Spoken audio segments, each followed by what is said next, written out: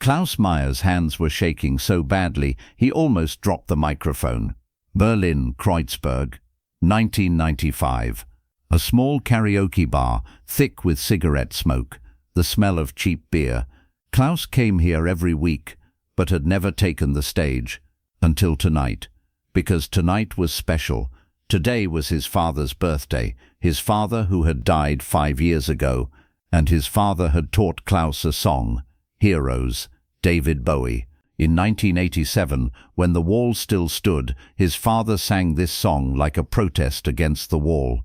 When the wall came down in 1989, they cried together, but in 1990, his father died of a heart attack. He'd only seen reunified Berlin for 1 year. Klaus looked at the microphone. "This is for you, Dad," he whispered. The music started. Klaus began to sing. His eyes filled with tears, but his voice was strong, and he never noticed that in the back corner, in the darkness, David Bowie was sitting and listening to every word, witnessing the most important moment of Klaus's life. If you're listening to this story and want to learn more, please don't forget to subscribe, because what happened in that Berlin karaoke bar in 1995 wasn't just a chance encounter, it was a miracle where a city's history, a family's grief, and the power of a song all came together. 1977, West Berlin. David Bowie fled to Berlin, escaping cocaine addiction.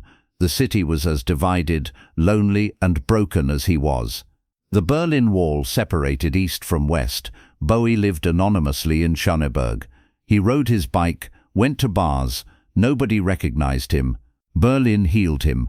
That year at Hansa Studios, right next to the wall, he recorded the Heroes album. One day he looked out the window and saw 2 young people kissing by the wall. The boy from the west, the girl from the east, impossible love. Bowie never forgot that moment. "We can be heroes, just for one day," was born there, at that window. Hope beyond the walls. Nobody knew that Heroes would become Berlin's anthem, and years later it would be reborn through Klaus Meyer's voice in a karaoke bar. Klaus Meyer was born in West Berlin in 1971. His father Hans was a construction worker. He worked on wall repairs. The irony, Hans had to repair the wall, but dreamed every day of tearing it down. Hans's brother was in East Berlin. They hadn't seen each other since 1961. The wall separated them. They could only write letters, sometimes from a distance. From the border towers they'd wave, but they couldn't touch, couldn't talk. In 1977, when Klaus was 6, his father brought home a record, David Bowie, Heroes album. Hans would play this record in the evenings, listen to the song, and cry. Klaus didn't understand. "Dad, why are you crying?" Hans would take his son on his lap. "Look at the wall through the window. One day, Klaus, this wall will fall. You'll see. And that day will be Heroes. Just for one day." As Klaus grew up, he memorized the song. His father taught him to play guitar. They sang Heroes together. But the wall still stood. The 1980s passed. The Cold War continued. Hans never lost hope. "You'll see, Klaus. You'll see." When 1989 came, Klaus was 18. The night of November 9th went down in history. The Berlin Wall was falling. Hans and Klaus sat in front of the television. Thousands of people were climbing the wall, hitting it with hammers, crying, laughing. Hans stood up, turned on the record player, put on Heroes, and sang the song with Klaus. Both were crying. "Look, Klaus, I told you. Did you see?" Klaus hugged his father. "I saw, Dad. We became heroes." But the happiness was short-lived. In February 1990, Hans had a heart attack. Suddenly, unexpectedly, he died. That day Klaus saw Heroes playing on his father's record player. Hans had taken his last breath listening to David Bowie. At the funeral, Klaus wanted to sing that song but couldn't. Tears choked his throat. He just stood there, listened, and made a silent promise. "One day, Dad, I'll sing this song for you, and you'll hear it." 1995, Berlin was reunified, but the wounds were still fresh. A cultural explosion was happening. Bars, clubs were opening everywhere. Berlin was becoming the underground capital. Bowie came to Berlin often that year, but he lived secretly. Hat, sunglasses, ordinary clothes. He'd go to small bars in Kreuzberg. Nobody recognized him, or they did, but didn't bother him. Berlin was that kind of city. One of his favorite places was a small karaoke bar in Kreuzberg, Die Heldenbar, the Hero Bar. Friday nights they did karaoke. Bowie would sometimes go, sit in the back corner, drink, listen. Nobody paid attention. Die Heldenbar was owned by Werner Schmidt, 60 years old. He'd opened the bar in 1992. Small, dark, smoky, but warm. Werner knew his customers. Klaus Meyer was one of them. He came every Friday night, sat quietly in the corner, drank, but never took the stage. Werner knew Klaus had a story, but he didn't ask. In Berlin, everyone had a story. March 17, 1995, Friday night. When Werner opened the bar, it was cold outside. Snow had fallen. The first customer came at 8, a tall man in a black jacket and hat. Werner didn't recognize him. "A beer, please," the man said. His accent was English, but his German was good. Werner gave him the beer. The man sat at the back table, disappeared into the darkness. Werner shrugged. Another tourist. At 9 the bar started filling up. Klaus came too, sat in his usual spot with his usual beer. But tonight Klaus was different, restless. He kept looking at a piece of paper, a song title written on it, Heroes. Today was his father's birthday, and Klaus had decided tonight he'd take the stage, sing his father's song. By midnight karaoke started. The first ones on stage were shy students, drunk workers, laughing friend groups. Werner held the microphone, played the songs, supported everyone. The man in the hat at the back table watched silently, taking long drags from his cigarette. Klaus finished his beer, got up, approached Werner at the bar. "Werner, I want to go on stage tonight." Werner was surprised. "Klaus? You? Great. What song?"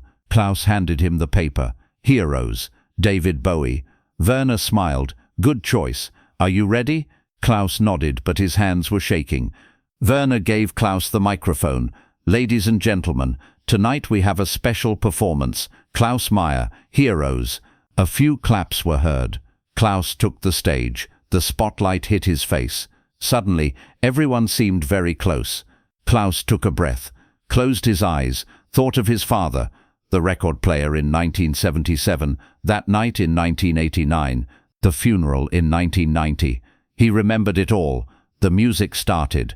Klaus brought the microphone to his mouth and began to sing. His voice trembled at first, but then it grew stronger. It came from within. It came with emotion. Klaus wasn't singing the song. He was living it. In every word he saw his father. In every note he saw the Berlin Wall. Tears began streaming from his eyes, but he didn't stop. He had to finish the song. At the back table, the man in the hat put out his cigarette, leaned forward, fixed his eyes on Klaus, a strange expression on his face. Surprise, sadness, admiration. Werner watched from behind the bar. "This kid really feels it," he thought. Klaus reached the final section of the song. His voice rose. "We can be heroes, just for one day." He poured all his pain, all his longing, all his love into those words, and the song ended. Klaus put down the microphone. His hands were shaking. His eyes were closed. For a moment nobody spoke. Then applause began. Slow, then fast, then intense. Everyone stood up. Klaus opened his eyes. He couldn't believe it. And then the man at the back table stood up too. He took off his hat, applauded. Werner froze, because that man was David Bowie. Klaus was trying to leave the stage when someone touched his arm. Klaus turned. Before him stood a tall, thin, blonde-haired man. A familiar face, but it couldn't be. It was impossible. "That was beautiful," the man said in English. "Really, very beautiful." Klaus froze, couldn't find the words. The man smiled. "I'm David Bowie." Klaus's knees buckled. Werner ran over, caught him. "Klaus, are you okay?" Klaus just stared at Bowie, couldn't speak. Bowie continued. "You sang that song very personally, like you were singing it for someone." Klaus's eyes filled again. "My father, for my father. Today's his birthday. He died 5 years ago. He loved that song." Bowie nodded. Understanding was in his eyes. "Did he live in Berlin?" Klaus nodded. Yes. When the wall came down, we cried together. We listened to your song. Then he died. He only saw reunified Berlin for 1 year. Bowie stayed silent. Then he touched Klaus's shoulder. I wrote that song in 1977, right here, in Berlin, in the studio next to the wall. And now you, 18 years later, are singing it for your father. This is beautiful. This is the true meaning of heroes. The bar was silent. Everyone was watching them. Nobody could believe it. David Bowie was there, the real David Bowie, and he was talking to Klaus. Werner intervened. Mr. Bowie, welcome to our bar. Can I offer you a drink? Bowie laughed. Werner, I've been coming here for 3 Friday nights already. Didn't you recognize me?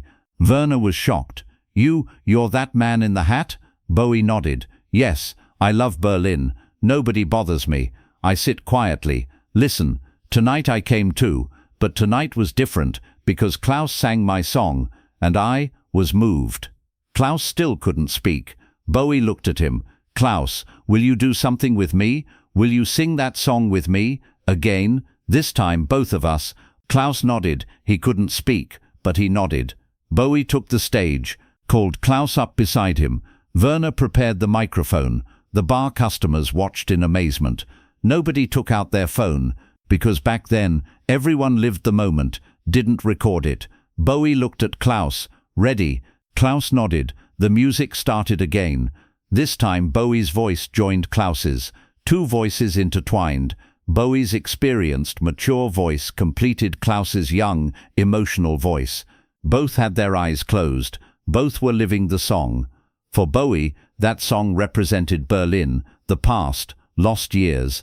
For Klaus, it represented his father, love, longing. As the song progressed, everyone in the bar fell silent. Werner couldn't hold back his tears. The other customers were frozen. Because that moment was magical. 2 people, 2 generations, met in one song. Klaus felt his father, as if he were there, as if he were watching. Dad, do you see? David Bowie is singing with me, singing your song. When the song ended, the bar stood and applauded. They were crying, laughing, shouting. Bowie hugged Klaus. Thank you, Klaus. This was special for me too. Klaus finally could speak. No, thank you. My father would be so happy. Bowie smiled. He was here, Klaus, watching you. I'm sure of it. Before leaving the stage, Bowie turned to the microphone. Friends, tonight you reminded me of something. Heroes isn't just a song. It's a life philosophy. We can all be heroes for one day. Klaus was a hero today.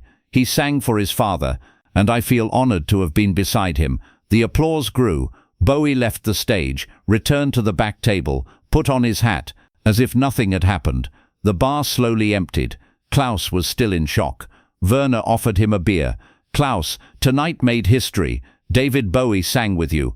Klaus smiled. I know, but it felt like a dream. Werner touched his shoulder. It wasn't a dream. It was real, and your father was proud, I'm sure. Before leaving, Bowie came to Klaus, pulled a small card from his pocket, wrote something on it, handed it to Klaus. If you ever leave Berlin, call me. Maybe we can record something together in my studio.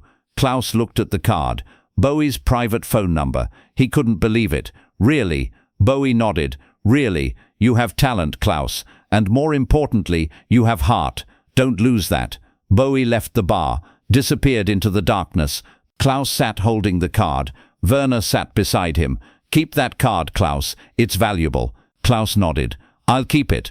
But today was already valuable. I connected with my father, thanks to Bowie, thanks to heroes.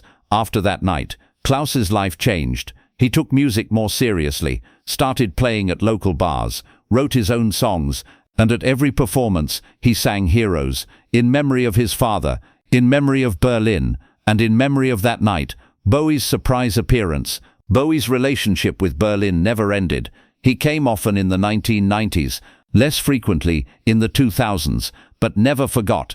Berlin had saved Bowie from cocaine addiction, from career collapse, from spiritual breakdown. And in return, Bowie gave Berlin heroes, an anthem for a city, a generation. The song Heroes wasn't a big hit when it came out in 1977.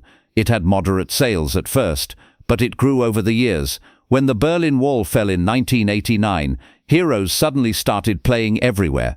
On the streets, on the radio, on TV, people sang that song celebrating the wall's fall, because that song was hope, change, proof that the impossible was possible. Millions of people, like Klaus's father Hans, listened to Heroes believing the wall would fall. And they were right. In a 2013 poll, what is Berlin's most important song? Heroes was number one. Heroes had settled into Berlin's heart. Klaus Meyer is over 50 today. Still making music. He has a small studio in Berlin, helps young artists. And on the wall, at the studio entrance, there's a framed photo. Klaus and Bowie, 1995, at Die Heldenbar, in front of the microphone. Werner took one photo that night. Polaroid camera. Blurry but precious. Klaus's most valuable treasure.